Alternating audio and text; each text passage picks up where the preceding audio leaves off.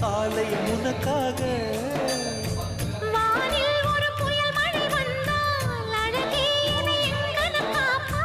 கண்ணே உன்னை என் கண்ணில் வைத்து இமைகள் எனும் கதவுகள் அடைப்பேன். நான் சத்தியம் செய்யவா